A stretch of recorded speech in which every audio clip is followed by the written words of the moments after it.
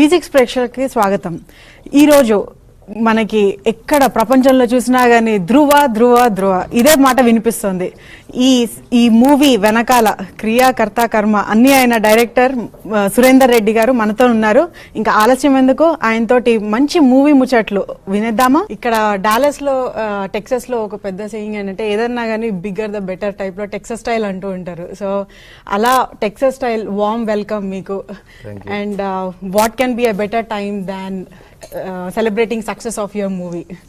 So ఎలా ఉంది sir success కోసమని మీరు మూవీ టూర్ చేస్తున్నప్పుడు డాలస్ కి రావడం? What is your experience on that? ఇది ఒక సూపర్ ఎక్స్పీరియన్స్ అండి. ఎందుకంటే జనరల్గా సినిమా రిలీజ్ అంటే మేము హైదరాబాద్లోనే ఇంట్లోనే కూర్చుంటాం, ఏంటి రిజల్ట్ ఏంటి అనే టెన్షన్లో ఉంటాం. ఫస్ట్ అలాంటి ఏ ఇది లేకుండా మేము ఇక్కడికి బిఫోర్ రిలీజ్ రావడం, సో ఆ సక్సెస్ని బిఫోరే మేము ఎంజాయ్ చేయడం, అది రిజల్ట్ కూడా అలాగే రావడం. సో నాకు ఇప్పుడు ఇక్కడ నాకు హైదరాబాద్లో ఉన్న ఫీలింగే ఉంది. ఎందుకంటే నాకు ఇక్కడ రిసీవింగ్ కానీ ఇక్కడ పబ్లిక్ కానీ వాళ్ళతో సినిమా చూసిన సేమ్ నాకు హైదరాబాద్లో చూస్తున్న ఫీలింగే ఉంది. సో మీరు ముందరే ఈ మూవీ చూసిన వెంటనే అవుట్పుట్ తో తెలిసిపోయి ఉంటుంది కదా మీకు ఇది సక్సెస్ అని, అందుకే ముందరే టూర్ అదంతా ప్లాన్ చేసేసారా? డెఫినెట్లీ ఆ ఉద్దేశంతో చేసిందండి. So very hearty congratulation sir. So ఈ ధ్రువ అన్న కాన్సెప్ట్ అసలు ఎలా అనుకున్నారు? How did it all shape up? ఇది ఒరిజినల్ వచ్చేసి తమిళ్ సినిమా అండి ఇది.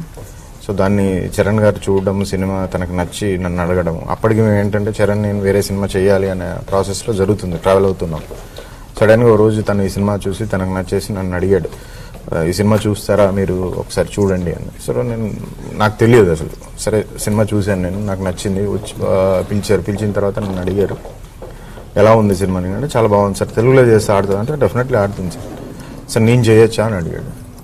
చేయొచ్చు సార్, బట్ ఎక్కువ మనం దాన్ని మార్పులు చేయకుండా ఉంటే బెటర్గా ఉంటుంది సార్. సో దెన్ మన ఇద్దరం చేద్దామా అని అడిగాడు. నేను ఫస్ట్ నాకు అర్థం కాలేదు. Sir give me 2 days time అని అడిగాను. సో నేను 2 days నేను ఎందుకు 2 days టైం అడిగానంటే అసలు ఫస్ట్ ఆఫ్ ఆల్ ఆ ఉద్దేశంతో సినిమా చూద్దామని మళ్ళీ అడిగాను. సో వెళ్ళాను, చూశాను. నాకు అందులో బాగా నచ్చింది ఏంటంటే కంటెంట్ బాగా నచ్చింది. సో మళ్ళీ వచ్చి అగైన్ నేను ఇలా చేద్దాం సార్ అని చెప్పి ఓకే అవ్వడం.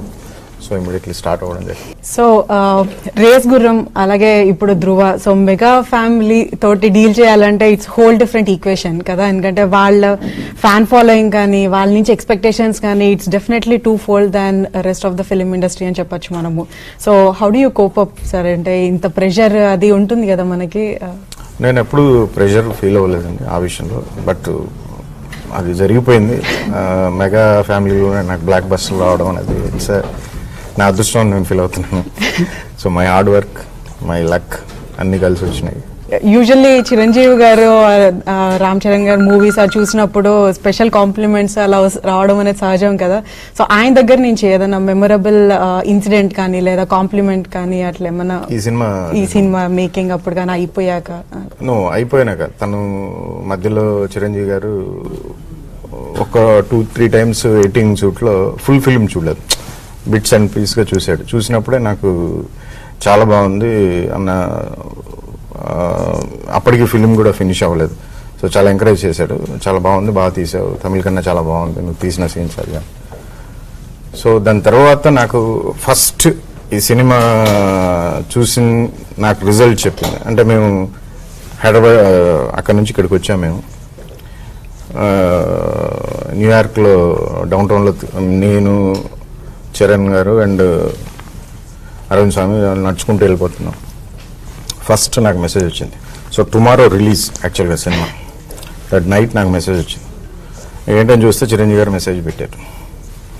So excellent film, creates wonder అన్న సెన్స్లో పెట్టాడు. పెట్టి నాకు ఒక క్షణం అర్థం కాలేదు, ఏంటి చూసారా సినిమా అని. సో చూశాను అన్న సెన్స్లోనే పెట్టాడు. చిరంజీవి చూపించాడు, ఇమీడియట్లీ ఫోన్ కొట్టారు. So that is my first ఇది. సో టుమారో రిలీజ్ అవ్వబోతుంది. సో ముందు రోజు నైట్ అక్కడ తను చూడడం, తను ఫస్ట్ నాకు అప్రిషియేట్ చేసింది ఈ సినిమా విషయంలో చిరంజీవి గారు. అది నిజంగా మెమరబుల్ అని చెప్పుకోవాలి. It's really great opportunity. ఇప్పుడు మనం మూవీ స్టోరీకి అలా వచ్చినప్పుడు gone are those days where simple love స్టోరీని అప్రిషియేట్ చేయడము అనేది లైక్ మేబీ ఇండియాలో స్టిల్ కొన్ని కార్నర్స్ లో అవుతుందేమో కానీ, but especially if you see US market లో అలా చూస్తే ఇలాంటి intellectual like I mean game plan తోటి ఉండే స్టోరీస్ కి దానికి ఎక్కువ మనకి అప్రిసియేషన్ రావడం అనేది రీసెంట్ టైమ్స్ లో చూసాము. ఫర్ ఎగ్జాంపుల్ కిక్ కానీ, రేస్ గుర్రం కానీ. సో మీరు సెలెక్ట్ చేసుకునే సబ్జెక్ట్స్ కూడా అలాంటి కంటెంట్ ఉన్నవి ఎక్కువ అవ్వడం అనేది కూడా అబ్జర్వ్ చేస్తున్నాము. సో మీకు ఈ జోనర్ ఇష్టమా, లేకపోతే అంటే మీరు ఎక్కువ దీని గురించి ఆలోచిస్తారా? మీరు మూడు చెప్పారు, మూడు డిఫరెంట్ జానర్స్ అండి, ఒకే జానర్ సినిమాలు కాదు. Kick so total complete different genre, Race Gurram complete commercial film, this film complete thrill film. So మూడు డిఫరెంట్. సో అంటే నేను చేసే ఆల్మోస్ట్ అన్ని సినిమాలు కూడా నేను ఒకదానికి ఒకటి లింక్ లేకుండా చేస్తున్నాను, మాక్సిమం ట్రై చేస్తున్నాను. అంటే ఇంటెలెక్చువల్ కాంటెంట్ చాలా ఎక్కువ ఉంటుంది అని నా ఉద్దేశం అనమాట. అంటే చూసినప్పుడు మేకింగ్ అది, సో అది నా మేకింగ్ స్టైల్. సో ఏ జానర్ లో చేసినా కూడా ఆ స్టైల్ ఉంటుంది. సార్ ఇందులో మీరు అరవింద్ స్వామి గారు అనేది చాలా స్పెషల్ క్యారెక్టరైజేషన్, అండ్ అలాంటి క్యారెక్టర్ కి అరవింద్ స్వామి గారు అంటే like he's always like conceived as a romantic hero. And Roja time నుంచి ఎస్పెషల్లీ ఆ టైంలో టీనేజ్ అమ్మాయిలు వాళ్ళు అప్పటి నుంచి like he's into that romantic hero అనే కాన్సెప్ట్ లో ఆయనని విలన్ చేయాలి అనే ఆలోచన అసలు ఎలా తట్టింది? లేదండి, ఒరిజినల్ లో తను ఏదైతే ఈ సినిమా ఒరిజినల్ లో చేశాడో, సో ఆ సినిమా చూసినప్పుడు మేము ఫస్ట్ చరణ్ నేను మాట్లాడుకున్నది ఏంటంటే తను చేస్తేనే బాగుంటుంది అనేది అనుకున్నాం. తను తప్ప వేరే వాళ్ళని మేము ఆ క్యారెక్టర్ని ఊహించలేకపోయాం. సో అందుకే మళ్ళీ అగైన్ నేను వెళ్ళి అడగడం, తను ఇమీడియట్లీ ఓకే అనడం, తెలుగుకి స్మాల్ చేంజెస్ చేస్తున్నాం అంటే తను అడగడం ఏమేమి చేస్తున్నారు, సో అన్నీ తనకు చెప్పడం, తను ఓకే అనడం చేయడం జరిగింది. అలాగే మ్యూజిక్ గురించి చెప్పాలంటే చాలా అంటే చాలా కొత్తగా ఉన్నాయండి సాంగ్స్. ఏదన్నా కానీ రొటీన్ మాస్ కానీ, క్లాస్ కానీ, రొమాంటిక్ కానీ అలాంటి జోనర్స్ లో ఫిట్ అవ్వకుండా చాలా కొత్తదనం ఉన్న మ్యూజిక్ కంపోజిషన్ అని చెప్పాలి. సో అందులో మీరు మ్యూజిక్ డైరెక్టర్ పేరు వచ్చేసి హిప్-హాప్ తమిళ. సో హిప్-హాప్ తమిళ అంటే ఒకటి కాదు, ఇద్దరు.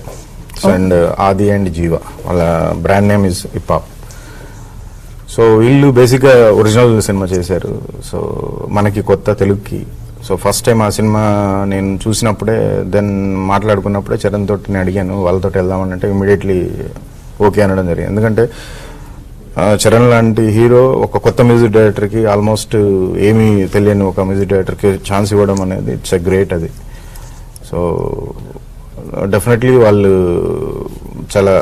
వన్ ఆఫ్ ద పార్ట్ ఈ రోజు ఈ సక్సెస్ కి major key role hip hop అని.